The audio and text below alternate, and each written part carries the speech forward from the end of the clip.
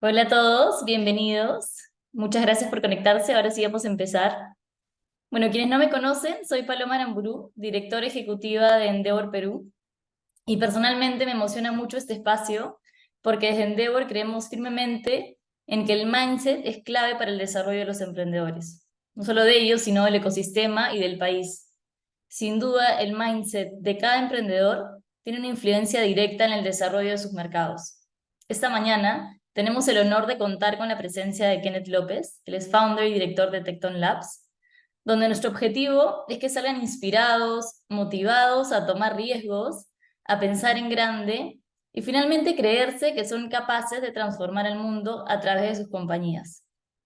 Y con eso le doy el pase a Kenneth, que estoy segura que nos hará cuestionarnos ciertas cosas y nos dejará pensando en cómo podemos hacer ese cambio. Bienvenido, Kenneth. Gracias, Paloma. Buenos días con todos. A ver, voy a empezar compartiendo. Denme un segundo para variar. Cuando quiero que la computadora funcione, no funciona. Ok, listo. Ahora sí. Entonces, vamos a empezar. El día de hoy vamos a hablar de Mindset 101. ¿Y por qué digo 101? Porque hay distintas madureces del mindset. Es decir, el mindset que tenemos cuando empezamos una empresa no es el mismo que cuando queremos llevarlo a un IPO.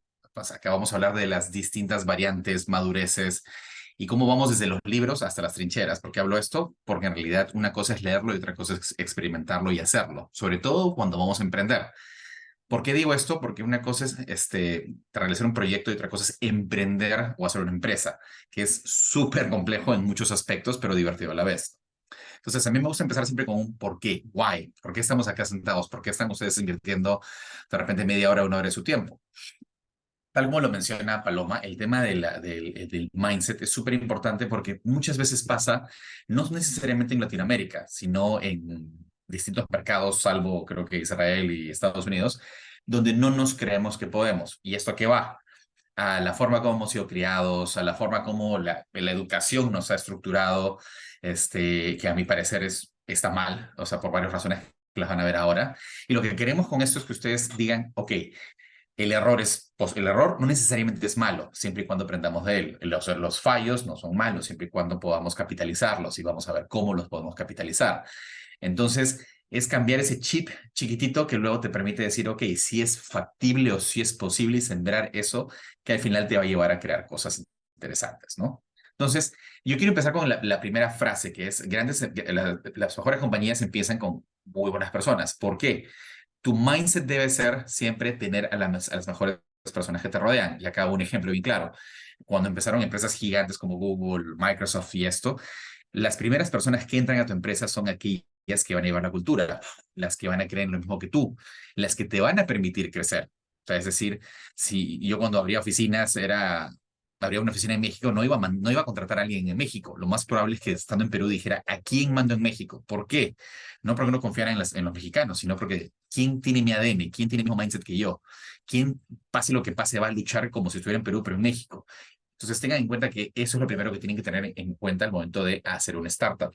La gente es todo. O sea, mucho hablan de la tecnología, de los procesos, y sí, todo eso es lindo y precioso y hermoso. Pero el mindset que tienes en la cabeza es, uno, si es posible, y dos, necesito a las mejores personas conmigo.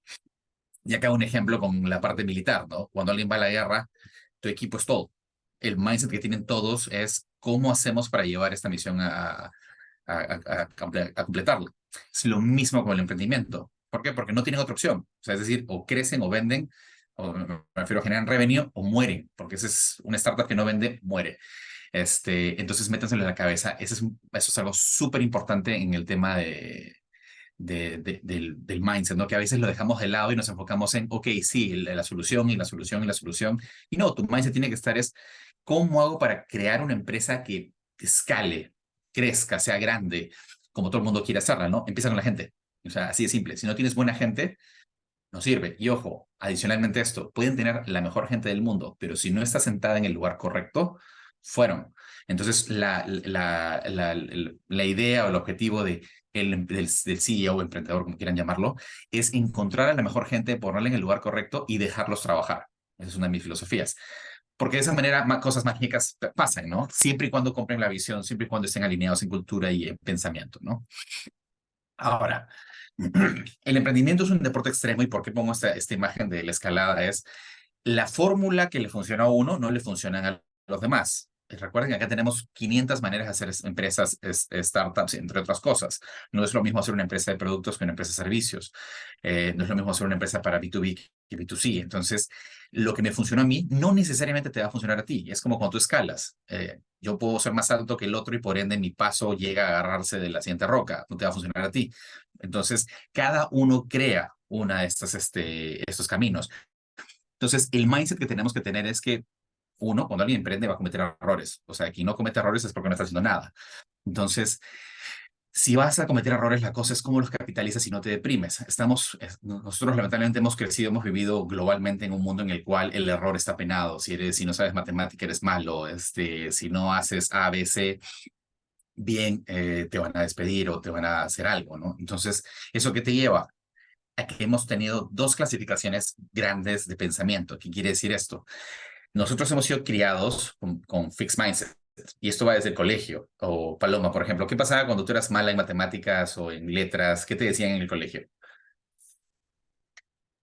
No sé qué me decían, pero sin duda no era bien visto, ¿no? O te hacían saber o tenías un vacacional si no ibas bien, como que te hacían notar el fracaso, por así decirlo, ¿no? Correcto. Y el detalle es de que no debías fallar. Entonces, si fallabas en algo, era malo. Si en la universidad fallabas en termodinámica uno 2 y 3 que no sé para qué sirven hasta el día de hoy, también fallabas. Entonces, si te veían mal.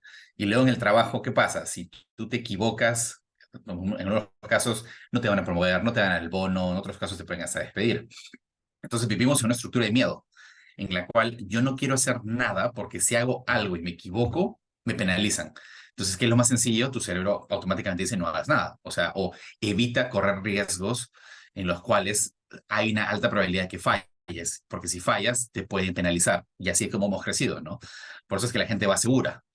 Por eso es que muchas empresas te dicen, en corporativos te dicen, no, vamos a innovar. La más linda que escuché fue, vamos a innovar. Paloma, tú tienes tu trabajo full time, pero ahora estás en el equipo de innovación. No tienes presupuesto, tienes un mes para hacer algo y no puedes fallar. Y quiero ver resultados. ¿Qué sale? No sale nada, porque obviamente pues no me estás permitiendo equivocarme, no tengo presupuesto, tengo mi trabajo full time y encima quieres que innove. Ese es un poco lo que nos ha llevado el mundo a lo que es pseudo innovación, ¿no? Cuando en realidad para innovar hay que un poco abrir la mente y decir, ok, genial, hay que ver el riesgo de otra manera, ¿no? Antes las empresas fallaban porque hacían megaproyectos de innovación de años, o incluso las startups, ¿no? Vamos a hacer un año un producto. Está bien, pero podrías hacerlo en microiteraciones mucho más chicas en las cuales vas aprendiendo de estas, ¿no? En las cuales la corporación, como yo les decía varias veces, ¿no? ¿Qué prefieres, perder 10 millones de dólares o perder $250,000? En ambos vas a perder. El tema es que uno vas a fallar bien rápido y vas a poder aprender y decir, ya no quiero hacer nada más y te acabo de ahorrar un montón de dinero. Y el otro es, perdí un montón de plata y tiempo, ¿no? Y posiblemente no aprendes nada porque ya fue el aprendizaje. Entonces, lo que queremos es meter en la cabeza de los emprendedores es que el equivocarse no es malo. O sea, quien no se equivoque nuevamente no ha hecho nada. Y con eso que quiero decir es, veamos el error de manera distinta. Por ejemplo, a mí lo que me pasaba bastante era, yo tengo una empresa de tecnología. Entonces, como comprenderán, hay un montón de ingenieros y cuando tú estás desarrollando, muchas veces cometes el mismo error porque nadie te lo dijo. Entonces tú vuelves a tropezarte sobre el mismo pie. ¿Qué es lo que hacíamos nosotros? Agarrábamos una célula o un equipo y decíamos, entre ustedes se van a contar los errores. ¿Para qué? No para que alguien se sienta malo, sino para que, oye, yo ya cometí ese error, no lo cometas tú, que es la filosofía que tenemos en Tecton, ¿no? Por ejemplo, yo siempre digo, tú puedes cometer errores todos los días, mientras sean distintos y aprendamos de ellos. Si cometes el mismo error 3 veces, eso es distinto, porque ya estás apuntando al poste y tomando vuelo. Entonces, pero si hacemos de que el equipo aprenda, nos dimos cuenta que la calidad del software mejoraba y que a la vez el equipo se sentía mejor porque estaban compartiendo y no estábamos rompiendo ese mindset de, oye, el equivocarse es malo. No, acá es al revés. Me he equivocado en 10 cosas, aprendan. Pero ¿qué fue lo que nos pasó? De que teníamos distintos equipos. Entonces, ¿qué pasaba? Que en el equipo A nadie cometía ese tipo de error, pero el equipo D sí lo cometía y el equipo D a la vez arreglaba algo que el equipo A no cometía. Entonces, ¿qué fue lo que hicimos? Hicimos lo que se llama tipo un fuck up nights en el cual todo el mundo contaba sus errores, sean tecnológicos, sean de Excel, sean de estrategia, sean de todo, desde el CEO hasta el practicante. ¿Por qué? Porque de esa manera muestras de que cometer errores no están males. O sea, a nivel de dirección se cometen un montón de errores, ¿no? Entonces, a nivel de como practicante cometes un montón. Entonces, la cosa es un poco cambiar ese mindset y hacer que la gente se abra. Por dos razones. Porque si tú tienes un mindset de crecimiento, vas a pedir ayuda, que es muchas veces lo que nos cuesta a nosotros hacer. Porque, por ejemplo, muchos emprendedores se me acercan y me dicen, yo quiero vender en Estados Unidos. ¿Ya? ¿Has hecho algo? No. ¿Has pedido ayuda? No. Entonces, o sea, no es ni el primer paso. ¿Por qué? Porque te da miedo. O sea, ¿qué es lo peor que puede pasar si alguno de ustedes, que me imagino que quieren emprender y quieren vender en mercados distintos, le escriben un mensaje LinkedIn a alguien? Paloma, ¿qué es lo peor que podría pasar si empiezas a escribirle a alguien para probar? Lo Ay, que peor. no te responda, claro, pero sorprendentemente yo creo que son muchas veces las que verdaderamente sí vas a recibir una respuesta. De hecho, nosotros desde Endeavor lo que hacemos es no tengan miedo a preguntar, y que sean sinceros en esas preguntas o cuando cuenten su negocio, que cuenten lo bueno, lo malo, lo peor, porque verdaderamente en esos espacios más grises, oscuros, es donde verdaderamente se puede apoyar mejor. Pero hay que ser súper abiertos, ¿no? Entonces, creo que va alineado a eso, ¿no? A lo que mencionas. Correcto. Por ejemplo, lo peor, o sea, para mí, porque te has dado cuenta que yo voy a decir otra respuesta completamente distinta a la tuya. Lo peor que puede pasar es de que te quieran tu producto, porque ahí te tienes que preocupar de cómo se lo entregas, cómo lo haces, cómo lo facturas y todo lo demás. Y eso es un lindo problema para tener. Si alguien no te responde, te dijo algo. Si alguien te responde, te está dando otro mensaje y sobre ese mensaje tú puedes empezar a obtener mucho más feedback, tal como tú lo has dicho, porque si alguien te dice no quiero usar tu producto, sobre todo en mercados americanos que son más directos que nadie, puedes empezar a preguntar, ¿y por qué no lo usarías? ¿O qué es lo que le faltaría para que lo uses? Nuevamente, lo puedes ver como un fracaso que no te quieren comprar o no, una fuente de inspiración para saber qué puedo mejorar, sobre todo en ese mercado. Entonces, todo depende de cómo lo quieran ver. Y con eso no quiero ser over optimistic y decir que todo es factible y todo es hermoso, sino que hay que verle y sacarle la vuelta a todo lo que se pueda. ¿Por qué? Porque al emprender, por si acaso, lo único constante son los problemas y los fallos. O sea, llevo 15 años en esto y mis cicatrices físicas y mentales lo pueden validar. Entonces, tengan en cuenta eso, pero es un lindo journey, pero tienen que tener la mentalidad de, oye, ¿cómo le doy la vuelta a esto? Y acá hay un comentario que siempre lo digo en este tipo de partes, ¿no? Una cosa es decir, algún día llegaré al mercado X y otra cosa es cómo llego al mercado X. Y esto lo decimos todo el tiempo, ¿no? Algún día iré a Roma, algún día me compraré ese carro. Cuando alguien dice algún día en el cerebro automáticamente lo descarta. Si alguien dice, ¿cómo logro comprarme ese carro? O ¿cómo logro hacer una empresa genial? Tu inconsciente empieza a trabajar y poquito a poquito lo empiezas a entrenar, por si acaso. Entonces tengan mucho cuidado lo que le dicen, lo que se dicen ustedes mismos, por más que suene cheesy. Ahora, ¿por qué menciono la filosofía de Silicon Valley? O sea, aquí ese es un lugar en el cual literal se creen todo. O sea, y me refiero no necesariamente el lugar, ¿no? Sino la gente que va ahí, porque tienes gente de todo lado. Y eso es muy importante porque abre un tipo de mentalidad distinta. O sea, si alguien quiere ayuda, y lo digo yo porque me pasó, yo no conocía a nadie. O sea, yo lo que empecé fue a buscar ayuda y de la nada me di cuenta que todo el mundo te quiere ayudar. De una u otra manera, obviamente separando algunas personas, pero sí hay bastante colaboración, porque es un mindset en el cual a mí me ayudaron, ahora yo ayudo. Es más, yo ahora que ya tengo la posibilidad de ayudar, ayudo a todos los emprendedores que pueda, independientemente de que los conozcan o no, porque yo he pasado por eso. Esa es la cultura un poco que hay ahí y la mentalidad de, si yo no te puedo comprar, de repente te puedo presentar un par de personas que lo van a hacer. Es más, cuando yo empecé vendiendo en Estados Unidos, nuevamente mis mensajes eran prácticamente, muchacho joven busca gringo para relación de negocios, vendiendo software. Y claro, me empezaron a escribir y de la nada terminé con un network. Porque la mentalidad de ellos es un poco cómo ayudamos, cómo hacemos que todo el mundo escale, porque es el beneficio de todos. Ahora, lo que sí pasa acá es de que ellos sí se la creen, ellos sí quieren comerse el mundo, cosa que no necesariamente pasa en otros lados, salvo Israel, donde la cantidad de startups per cápita es mayor que en Silicon Valley. Pero lo que pasa es que muchos de nosotros nos quedamos primero en, yo voy a probarlo en Perú o en país donde estén, y algún día llegaré a Estados Unidos, pero primero voy a ir a Chile, luego a Bolivia, luego a Ecuador, luego a Colombia, y de repente llego a México. No está mal, pero si quieren crecer y están en ese track de, oye, quiero que mi empresa sea un poquito más global o quiero crecer más rápido dependiendo del hambre que tengan, a veces es más fácil apuntar grande, como dirían los gringos, go big or go home. ¿Por qué? Y es bien fácil. Si ustedes abren una oficina nueva en Colombia o en México, les va a costar lo mismo posiblemente abrirla en Estados Unidos. Y ahí vendrá la gente que me dirá, no, pero los sueldos en Estados Unidos no tienes que contratar a nadie en ningún lado. Abres la oficina, la entidad y puedes empezar a vender desde Timbuktu si quieren. Pero lo que yo voy es un mercado un poco más, y uso Estados Unidos como ejemplo porque es el mercado más grande y más cercano que tenemos. Después de Brasil, primero Estados Unidos, luego Brasil y luego México. Pero si quisieran atacar a Estados Unidos, lo peor nuevamente que podría pasar es que si raspan un poco el tamaño del mercado, es de que les va a ir súper bien y van a poder crecer. Usualmente lo más difícil en Estados Unidos que me ha pasado a mí es conseguir el primer cliente, que es la primera referencia que necesitas. Pero entonces, si puedo tener acceso a un mercado más grande, donde pagan más rápido, es otra la velocidad, contra abrirlo en otro país, va a depender del apetito, ¿no? Ahí viene el mindset, ¿no? De, pucha, mejor me agarro el más grande y luego por rebote de repente agarro los chiquitos, porque nuevamente, el chiquito va a ser un mercado chiquito, entonces lo vas a poder agarrar, pero ¿cuánto te vas a demorar para poder crecer y decir que soy una empresa escalable, ¿no?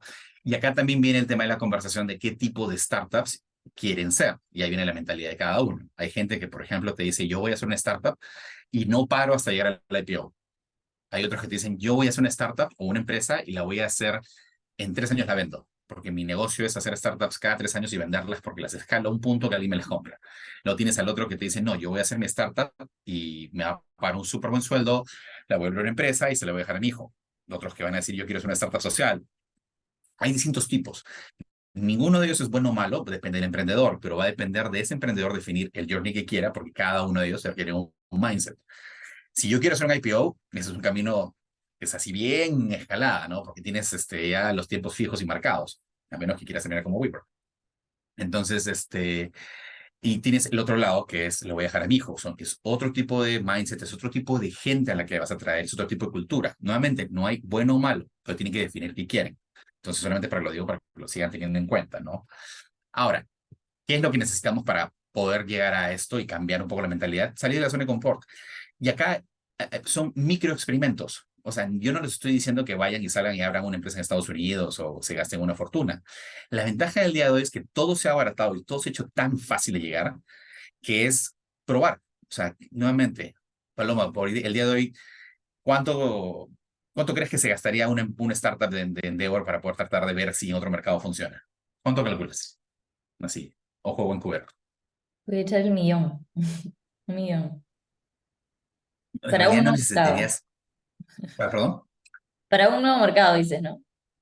Sí, pero en un mercado para probar no requieres nada. O sea, la versión más barata es agarrar y, por ejemplo, quiero entrar a Estados Unidos o Canadá, es empezar a escribir mensajes. Y acá viene la parte más clave, que no nos han enseñado muy bien a comunicarnos. ¿Qué quiere decir esto?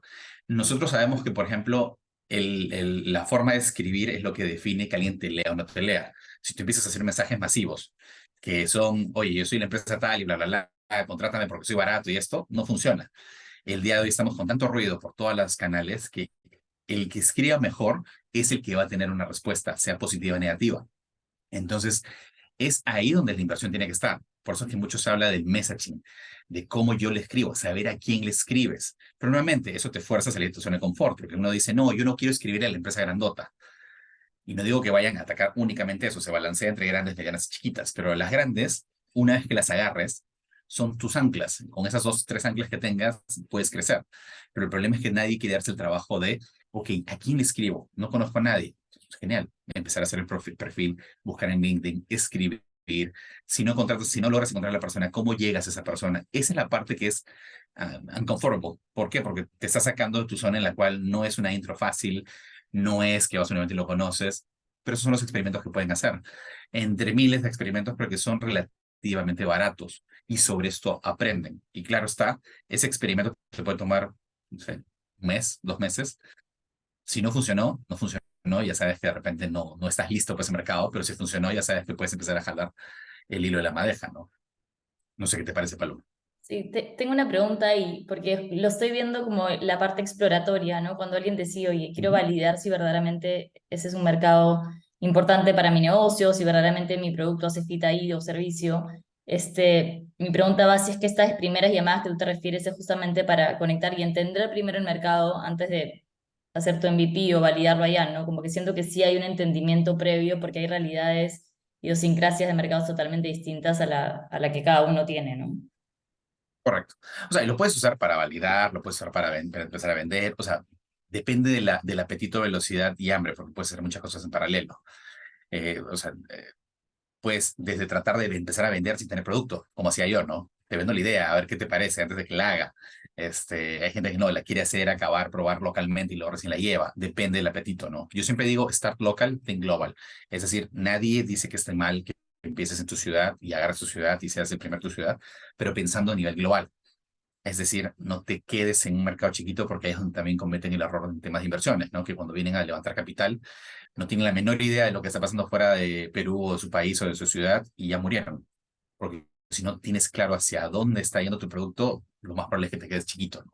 ¿Qué es lo que pasa? Ha pasado muchas veces. Si ustedes analizan todas las startups que han empezado, no hay muchas que hayan llegado a crecer.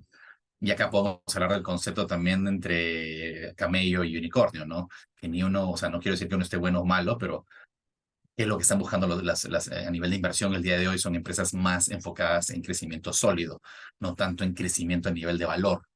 Entonces, son caminos distintos, ¿no? Sí, sin Ahora, duda. ¿qué pasa si nosotros no lo deben haber visto muchas veces, ¿no? Si el mindset o la cultura de la empresa es débil, y con débil no quiero decir algo malo, sino que simplemente cometemos errores como por ejemplo me pasó a mí, ¿no? Crecíamos tanto de que no teníamos, la velocidad de contratación era muy lenta. Entonces, ¿se acuerdan del primer slide en el cual digo, todo empieza por la gente? Nosotros nunca habíamos bajado la valla y por error nuestro, porque éramos maduros, dijimos, baja la valla porque necesitamos gente. ¿Qué fue lo que pasó? Empezamos a generar un cáncer en la empresa porque empezamos a aceptar a, no cualquiera, pero no a la calidad que queríamos y te empezó a valorar la calidad de la empresa, la calidad del software. ¿Por qué? Porque el mindset nos cambió. Dijimos, no necesitamos, podemos hacer esta excepción. Y ahí es donde empiezan los problemas. Luego nos llevó eso a tener productos malos, la calidad mala, luego, claro, cuando tú ves que alguien entra y no hace lo mismo que tú y empieza con, lo malo se copia más rápido que lo bueno, siempre pasa. Entonces nos tomó cerca de 2 años arreglar eso, o sea, para que vean cómo un pequeño impacto afecta. Porque claro, luego aprendimos de que cuando éramos solo ingenieros era relativamente sencillo evaluar a alguien, pero cuando empiezas a crecer y empiezas a agregar otros roles, no sabes cómo evaluarlos. También cometimos esos errores, ¿no? Entonces, de la nada contratamos a alguien de recursos humanos que no debimos haber contratado porque no sabíamos cómo evaluarla. Entonces, el día de hoy, en nuestro mindset es, quien entre a la empresa, no me importa si es el practicante o un C-level, van a pasar por clavos, chapitas, hasta saber de que esa persona realmente es buena. Y ahí, si contara la historia de Lorena, la CEO que trajimos, la pobre mujer pasó por creo que 3 meses de interrogatorio a nivel CIA, de la CIA, ¿no? Hasta asegurarnos de que realmente era alguien. Bueno, ese es el nivel de mindset que tenemos nosotros, que es bueno y malo. Bueno porque me permite traer gente súper buena, pero malo porque no puedo crecer tan rápido, porque me demoro. Pero yo prefiero demorarme en ese aspecto y tener a lo mejor de lo mejor a crecer y luego tener un par de llantas bajas, ¿no? Porque luego te afecta desde temas de metas, el timing, te afecta tus errores a nivel de dinero. ¿Por qué? Porque los errores cuando uno es chiquito no los nota. Porque si te equivocas con una startup, son $1,000, son $2,000 de repente. Ese mismo error, cuando estás en otro tamaño, ya se siente. Y al principio no te das cuenta porque dices, no importa, no pasa nada. Y luego se dan cuenta y duele. El otro detalle que pasa es en el tema del mindset a nivel de equipos, y menciono tanto equipos porque eso es lo principal. Si no tienen buena gente, y lo voy a repetir como un disco rayado, van a sufrir. Y eso lo pueden sacar con un indicador bien sencillo. Cuando una empresa es grande, ya pasa a los 50, 60, hay rotación. Eso es normal, porque no puedes tener a todos alineados. Cuando ustedes empiezan una startup, que son 5, 10, 12, literal van a comer juntitos de la manito, pero no, pre-COVID, ¿no? Hacíamos eso nosotros, porque todo el mundo está en el mismo ambiente, todo el mundo sabe todo el mundo sabe lo bueno, lo malo, entonces no puede haber rotación, porque si alguien se va en ese tamaño implica que algo está mal o algo no se está haciendo bien. Se los digo porque es la manera más fácil de sacar si el mindset está bien o la cultura está bien. Cuando una empresa es grande es un poco diferente la forma de medirlo, pero solo se los digo para que lo tengan como clave de una métrica. Cuando alguien se iba, cuando éramos 5, si te das cuenta, si eres 5 y se va uno, ya se te fue un buen porcentaje de la empresa, por así decirlo. Y eso te duele, porque esa gente es la que luego tú estás invirtiendo y tienes que cuidarla para que crezcan contigo, ¿no? Y ahí podemos hablar horas acerca de cómo compensarlos, amarrarlos, cómo meterles el mindset en la cabeza, pero tenganlo en clave, eso. Porque si es la típica empresa en la cual solo el CEO es el que tiene el mindset lindo y todos los demás son pseudoasistentes, porque también ha pasado, perdón, es un problema, porque lo que tú quieres es gente que realmente compre esto, de tal manera que si tú te vas o estás get hit by a bus, la empresa continúa, por si acaso. Eso es algo súper clave. Y cuando se hace inversiones, eso es lo que se busca a nivel de inversión, que el equipo crea el Kool-Aid, porque si no, es one man company y eso nadie quiere, por mucho riesgo. Ahora, voy a contarles algunas reglas de supervivencia a nivel de cultura y mindset, porque es súper clave que lo entiendan, ¿no? Y es la parte en la cual van a pasar muchos. Validación de la idea. Todo el mundo tiene que validar la idea, pero tienes que estar con apertura. Y acá estoy hablando de temas ya más de comunicación y escucha. A veces pasa que las startups o los emprendedores se enamoran de la solución y no del problema. Y acá debería ser al revés. Por favor, métanse en la cabeza a todos. Enamórense del problema, no de la solución. Si se enamoran de la solución, good luck. De repente funciona, de repente no. Si se enamoran del problema, las soluciones van a aparecer. Y ahí es donde te das cuenta que tienen un norte correcto. ¿Por qué? Porque de repente la solución que has hecho no sirve, pero mientras tengas total conocimiento del problema, vas a hacer segunda, tercera, cuarta, quinta, sexta, séptima, octava, novena. Y acá un ejemplo. Paloma, ¿tú has jugado Angry Birds alguna vez? Alguna vez, pero ni me acuerdo bien cómo era. Los pajaritos volando, pero... De los Eso. pollitos que salen en el Sí. stream. Ya. Entonces, ellos, por ejemplo, están en un proceso constante de hacer productos. Ellos hicieron 51 juegos antes de llegar a Angry Birds. ¿Tú te imaginas lo que es hacer 52 validaciones, 52 productos, 51 productos al nivel, la cabeza como la debes de tener después de 51 rechazos? Y teniendo en cuenta que es el último el que podías hacer. ¿Y cómo no pierdes esa energía? O sea, ¿cómo vuelves a automotivarte? ¿Cómo en tu camino lo has hecho, no? O sea, es cuánto lo quieres. O sea, cuánto lo quieres y cuánto estás dispuesto a soportar de dolor, ¿no? Porque a veces el que más gana no es el mejor, sino el que soporta más dolor. Porque es persistencia. Eventualmente lo vas a hacer, pero es cuánto puedes aguantar, ¿no? Y en este caso de Angry Birds, que al día de hoy ya son famosísimos, ya dan charlas en Stanford, ya se han hecho partnerships con Disney, Marvel y bla, bla, bla. Imagínese hacer eso, pero ¿cuál es el detalle? Y acá con lo que voy es, escuchen, o sea, tienen que aprender a escuchar. Si van a probar, y esto suena tonto, pero si van a hacer un software para abuelitas o van a hacer una empresa para abuelitas, pruébenlo con abuelitas. ¿Qué es lo que suele pasar? Y suena estúpido, pero es la verdad. Los 5 amigos se juntan, los 5 les gusta Star Wars, como a mí, los 5 son nerds, como yo, y los 5 piensan que su idea va a funcionar. Sales al mercado y te das cuenta que ni tu mamá lo va a comprar. ¿Por qué? Porque asumiste de que le iba a usar a todo el mundo. Entonces, siempre validen, pero desde el punto de vista de apertura, que quiere decir, escucha lo que la gente te dice. Y si alguien te está dando feedback, es el mejor source de inspiración, porque si tienes esas personas que te están dando feedback y luego haces caso y les vuelves a mostrar, poco a poco ellos se pueden volver tus early adopters. Y esto pueden ser personas o pueden ser empresas. Entonces, desde ahí empieza la conexión en la cual puedes empezar a crear algo que pueda venderse. Y acá menciono otra cosa, cuando valide la idea, y esto me lo varios fácilmente me dirán que soy loco, es empiecen a mencionar cuánto podrían cobrar por esto. Porque nuevamente, muchas veces ha pasado de que sí, he validado con 500 personas, a todo el mundo le gustó, ya, ¿les has preguntado si pagarían? No, han de preguntarles. No, nadie quiere pagar. Ok, ya, acabas de perder 500 entrevistas porque te diste cuenta que nadie quiere pagar, lo cual quiere decir o que no da suficiente valor o que lo tuyo es una vitamina y no es un painkiller. Entonces, depende de qué quieras hacer, de repente tu solución no es la mejor. ¿Te das cuenta? Entonces, traten de validar eso. Y nuevamente, acá van a fallar. O sea, no conozco una startup que en la primera le haya funcionado, por si acaso, y haya dicho, ya validé y ya está, y listo, y ahora voy a hacer este unicornio. No. Recuerden que desde los grandes han fallado. Twitter no era Twitter. Hay cientos de startups que han empezado haciendo A y luego conforme han ido validando se han dado cuenta que no era eso, ¿no? Desde YouTube, que era un hit insight. Y ahora, entender a los usuarios por qué. Esto de validar te dice que la idea va por buen camino, pero luego cuando empiezas a crecer, muchas veces pasa que nuestro mindset cambia y pensamos a decir, ya sé lo que queremos. Yo ya sé lo que ellos quieren. Y dejas de escuchar al usuario. Porque recuerden que la gente evoluciona. Es más, pero tú tienes niños, tú tienes hijos. Entonces, cuando le das un juguete nuevo, ¿cuánto tiempo le dura? Que lo usan y están enamorados del juguete. Va a depender, pero son periodos cortos. Hay que irlo Ya, moviendo. igualitos somos nosotros con tecnología o con cualquier tipo de producto. O sea, si no, no cambiaríamos de carro, no cambiaríamos de casa, no cambiaríamos de cosas, laptops, entre otras cosas. Lo que pasa es que acá nuestro mindset va y dice, yo ya sé qué quieres y yo te voy a definir el roadmap. en lugar de decir,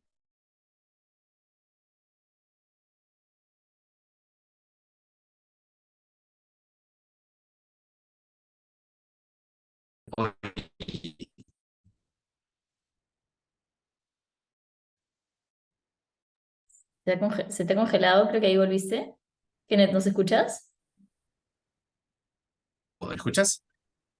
Ahora sí, pero te ¿Me escuchan? ¿Me veo. escuchan? ¿Me Ahí escuchan? estás. Ya volviste, volviste. Estabas en cámara lenta.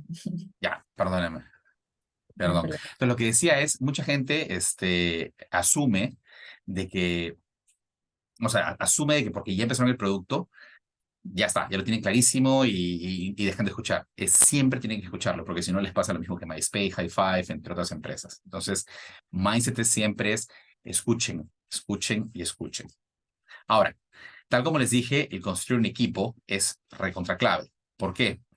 Si ustedes quieren crecer, a menos que me digan que hay una empresa de 5 personas y genial, pero si quieren crecer, ese equipo es el que al final los va a ayudar a expandirse nuevamente, porque cuando todo el mundo empieza acá, siempre a una analogía de restaurantes, ¿no? Cuando todo el mundo empieza un restaurante, todo el mundo es chef, todo el mundo es mesero, todo el mundo es limpiador.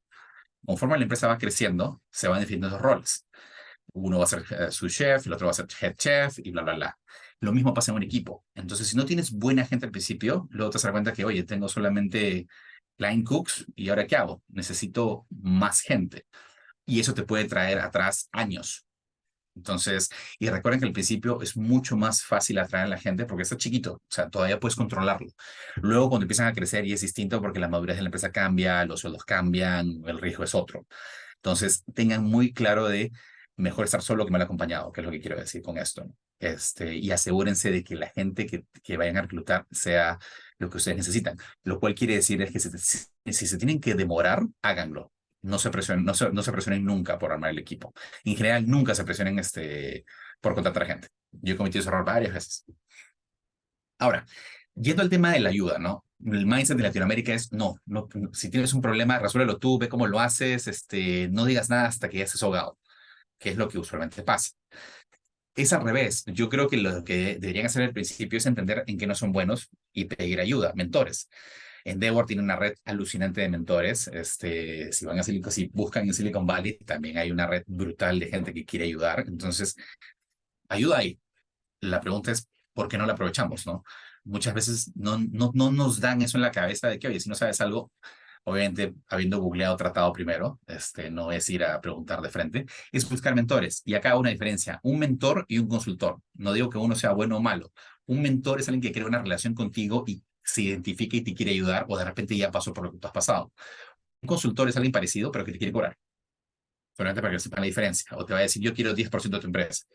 No necesariamente un mentor lo puedes recompensar de repente con algo de equity, pero un mentor quiere lo mejor para ti porque ya ha ido ese journey, ya ha visto esto, entonces te puede como que puedes aprovechar eso. Recuerden que nosotros aprendemos de dos maneras, cometiendo errores o escuchando.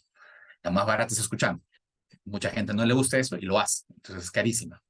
Entonces, busquen un mentor. O sea, y hay mentores de todo tipo. Y para mí los mentores deberían ser alguien que te complementa, ¿no? En nuestro caso era mucho de tema de operaciones. O sea, yo soy ingeniero.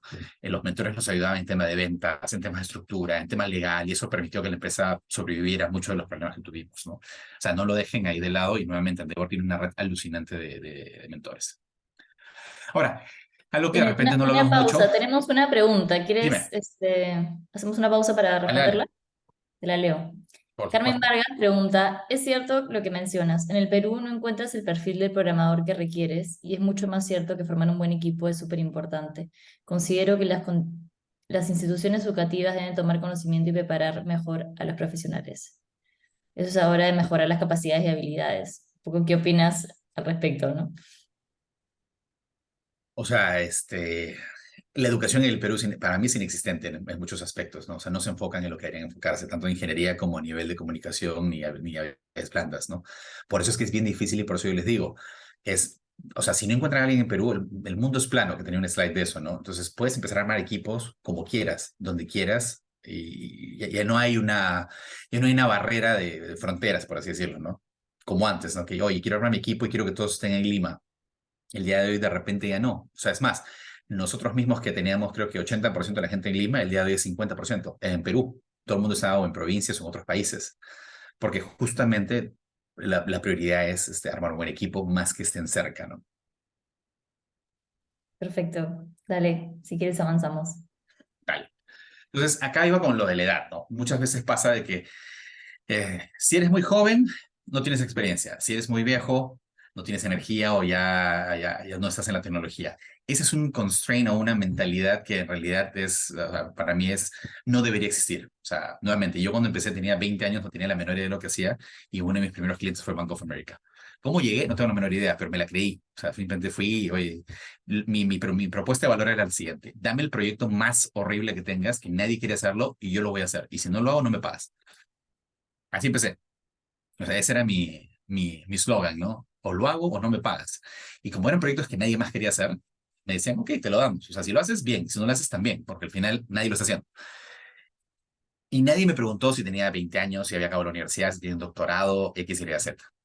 Y lo mismo pasa cuando eres muy mayor en otros mercados, ¿no? A nadie le interesa, más la gente pensaba que yo había estudiado economía más que ingeniería. Entonces, no interesa de qué has estudiado, tu background o algo por el estilo, es más la energía o lo que tú puedas ofrecer, ¿no? Sobre un problema o la solución. No interesa si tienes 60 años o tienes 20. Lo digo porque a veces hay muchos emprendedores que dicen, no, yo quiero ser emprendedor a los 50 y ya no puedo. Sí se puede, o sea, y acá hay cientos de ejemplos, Sam Walton, el Coronel Sanders, entre otros que han empezado a los 40, 45 y no tiene nada que ver, ¿no?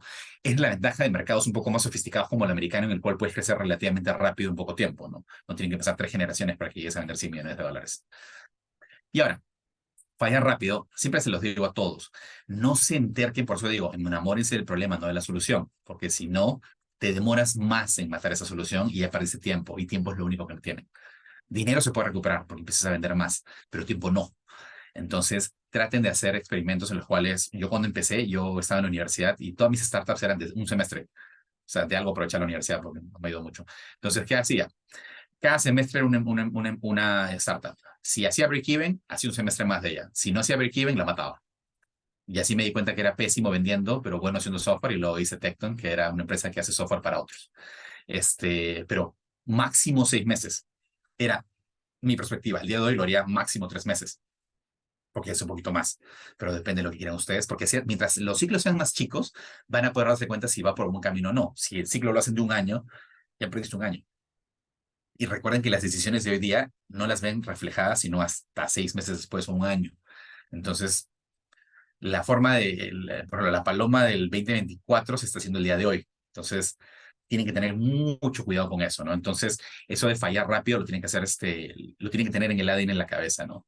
Y clarificar conceptos. O sea, si algo no funciona, por más duro que sea, por más que sea su bebé, tienen que entenderlo. Y acá hay un comentario bien fuerte y bien feo de repente, pero ustedes emprendedores ven a su bebé hermoso. No quiere decir que sea la realidad, porque así pasa. Entonces tienen que empezar a escuchar. Ahora, primer paso para poder cambiar un poco el mindset yo les diría que empiecen con este libro, el de Mindset, que te explica mucho, o sea, lo que les he dicho desde el punto de vista a nivel de hasta de relaciones, ¿no? Cómo nos relacionamos con la gente, cómo hablamos, cómo escuchamos, cómo nos han wired en la cabeza para poder, no arriesgarnos, ¿no? No querer arriesgarnos o no querer probar, ¿no? Es más, el día de hoy el tema de ser emprendedor es bien visto. Yo cuando empecé yo decía, voy a ser emprendedor y te decían que nadie te contrataba. Por eso estás haciendo tu propia empresa. O sea, para que vean cómo cambió un poco la cultura, pero es la parte del riesgo que todo el mundo lo ve mal, ¿no? Por eso en temas de inversiones tenemos perfiles de riesgo. Un emprendedor literal duerme y vive con riesgo, ¿no? Porque como pasó en la pandemia, ¿no? La pandemia cambió todo, luego las crisis financieras. Entonces, riesgo va a estar ahí. La pregunta es cómo lo adaptan sin que ustedes se vean afectados. Y esto es, ya para ir cerrando, ustedes no pueden controlar a los demás, solo pueden controlar lo que perciben de los demás. Entonces, el mindset es súper clave ahí porque a veces me pasaba, ¿no? Un cliente no me pagaba. Ok, puedo ir a perseguirlo hasta el final de los días, pero me va a quitar foco. ¿Y qué gano? Al final, ya, voy a gastar más en abogados que en cobrar la factura. Ya fue, déjalo ir. Listo, ya aprendiste. No vuelves a cometer ese error. Y continúas en tu journey, porque ahí es donde te empiezas a desenfocar y si no tienes foco, tu empresa empieza a ir por donde otro startup empieza a ir por donde sea y no creces. Solamente se los digo como historias, ¿no? Y recuerda que el mundo es plano. ¿Qué quiere decir esto con esto cierro? tenemos tal cantidad de acceso el día de hoy para pruebas, para conseguir clientes, talento, que ya no hay ninguna excusa para decir que no puedo llegar a tal lado, o no lo puedo hacer, o no puedo enviarlo, ¿no? Espero que les haya gustado y con eso pauso para ver si alguien tiene dudas, preguntas, quejas, comentarios. Muchísimas gracias, Kenneth. No sé si hay alguna pregunta, ahí el equipo me la pasa o si no tienen el Q&A para poder escribirla. Mientras que esperamos. La verdad, Kenneth, yo me quedo con el equipo. Si bien para mí siempre el equipo es súper importante, el que lo hayas reforzado a lo largo de la presentación, siento que hasta en estos momentos donde uno tiene bajones de repente porque fallaste en algo y tienes que volver como a empujarte y tú decías esta persistencia, siento que también estar rodeado de gente que te suma, que te ayuda y todo, verdaderamente siento que te encarrila también. Este, lo veo también en los emprendedores y lo siento también en mi propio equipo, ¿no? Y sobre todo o sea, que crea y tengas mentores, advisors que te ayuden en eso, ¿no? Porque nuevamente pasa que cuando uno empieza, el advisor te dice, no hagas eso, vas y lo haces y te das cuenta que le embarraste, ¿no? Entonces ellos te dicen, por algo te digo, y un poco te ayuden a madurar y el equipo también se da cuenta que te apoye, ¿no? Por eso que el tema de transparencia radical para mí es clave, ¿no? O sea, yo cuando tenía problemas, por ejemplo, nuevamente, un año nos pasó que 2 clientes quebraron y no nos pagaron y toda la utilidad de ese año se fue. Y en lugar de esconderla o esto, le dije, muchachos, o sea, yo fui a la empresa, le dije, la empresa va a estar bien, pero pasó esto, por si acaso. O sea, Claro, no sé, no quiero rumores. ¿No? Nuestro mindset es transparencia, verdad, y lo hemos mantenido desde el principio. ¿Qué fue lo que pasó? Yo dije, van a empezar a renunciar. Dije, ahorita se van a empezar a ir varios. Y no, al revés, empezaron a tener referrals, empezaron a esforzarse muchísimo más, porque entendieron de que es un problema de todos, porque éramos un solo equipo. Así de como acuerdo. también cuando nos fue súper bien, todo el mundo se benefició, pero es un tema de mindset y eso también te ayuda a curar cuando hay gente que se empieza a chequear o no está, ya no está alineado o algo pasó, la sacan. Y cuando hay un cliente que también es tóxico, también lo sacan. Eso te ayuda a que tu ecosistema se mantenga, ¿no? Claro, que esté limpio. Dame un minuto que justo veo que me están escribiendo y es muy probable que sean las preguntas. A ver. Em,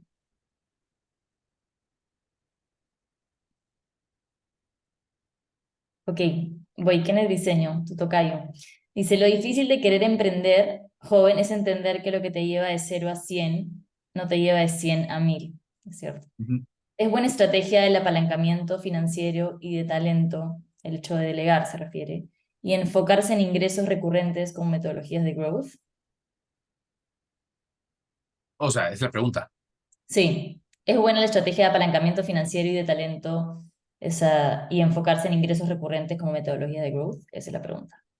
O sea, yo no me apalanco, o sea, ¿verdad? Y acá hay toda una conversación filosófica porque va a depender de cómo quieran hacerlo, ¿no? Si quieren hacer una empresa que vaya a IPO, de repente si es necesario levantar capital. Si es una empresa de bioscience, necesitas capital, quieras o no quieras.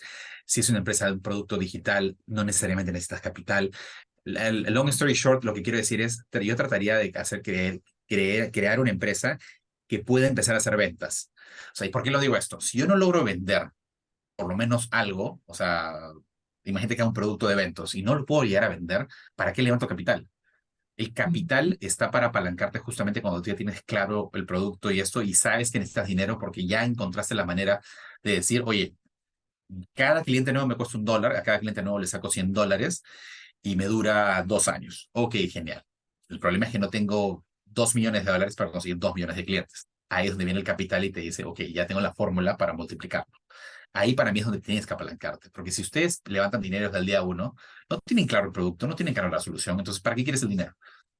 Y esto ha pasado en Silicon Valley miles de veces, ¿ah? De que ya levantaron $50 millones, fiesta en California Avenue y bla, bla, bla, y luego el CFO de PayPal, y luego la oficina, y luego el cóctel. ¿Qué están haciendo? No sabemos.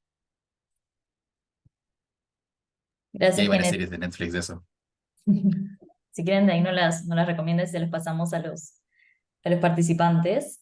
Tengo Alexander Méndez. Bueno, agradece por compartir tu experiencia. Él dice, saber consejos, porque sin duda quiere emprender. No tiene la parte técnica, creo que de repente no ha empezado aún, por lo que entiendo.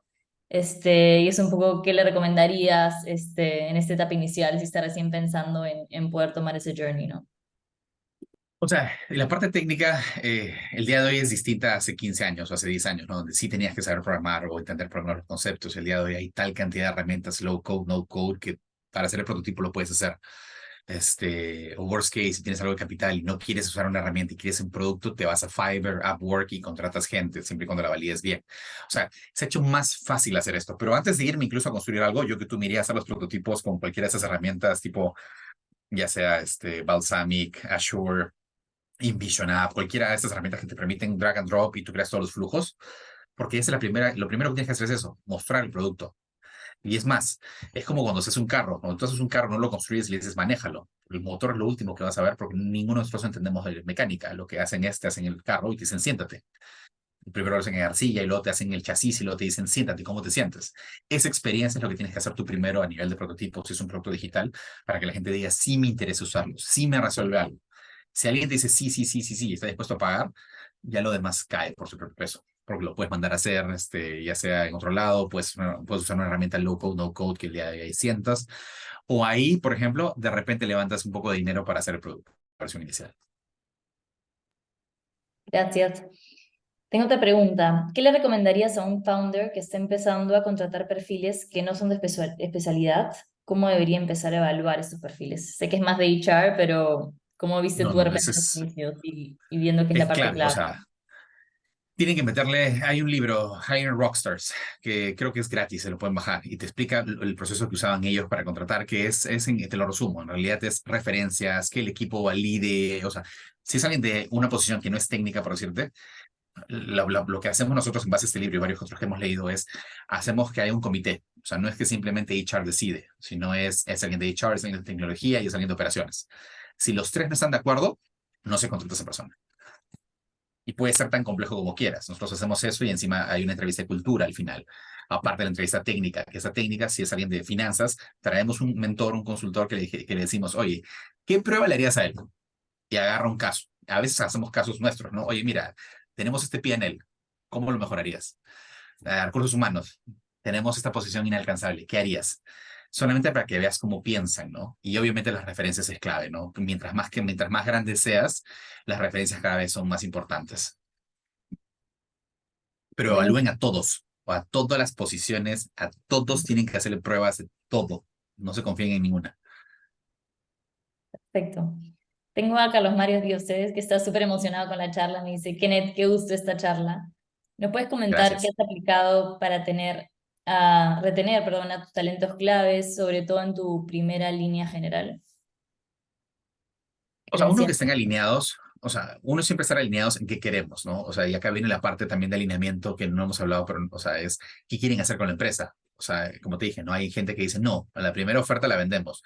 En nuestro caso, no, queremos llegar a crecer una empresa que sea un símbolo global y para llegar a eso nos falta todavía bastante, ¿no? Entonces estamos alineados. Y segundo es, conforme vas creciendo, tienes que ir compensando de acuerdo al salario y todo lo demás. Aparte de eso, depende de cómo quieren compensar a su gente. Es decir, yo soy bien de abrir el cap table. ¿Qué quiere decir esto? Dar equity, stock options, porque quiero que la gente se sienta dueña de esto, ¿no? Pero incluso más que dar stock options es escucharlos. O sea, escuchar mucho a la gente. Eh, Porque al final es tu equipo. Entonces, por más que tú tengas de repente por la mayoría de la empresa, si no los escuchas, por más bien compensados que estén, se van. Porque al final tú lo que quieres es te quieres ese sentido de pertenencia, ¿no? Que el día de hoy, ahora que estamos distribuidos, es más importante que nunca. Porque antes por lo menos decía, no, esta es mi oficina, ¿no? Ahora es tu computadora y hay muchas pantallitas que te miran. Entonces, es escucharlos principalmente y luego ver cómo los quieres compensar, pero para eso tienes que escucharlos, porque, por ejemplo, pasa que si yo te dijera, Paloma, ¿prefieres stock options o un aumento? ¿Qué me dirías?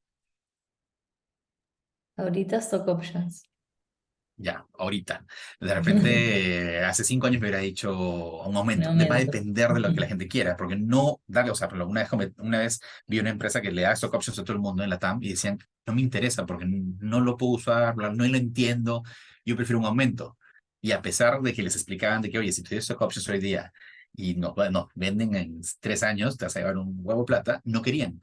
¿Por qué? Porque es la necesidad de la gente. Entonces depende cómo quieras compensar, cada persona va a ser distinta. Entonces es escuchar nuevamente. Buenísimo, gracias, Kenneth. Bueno, seguimos con preguntas de team, de talento, así que creo que has calado a lo largo de tu presentación de mencionarlos.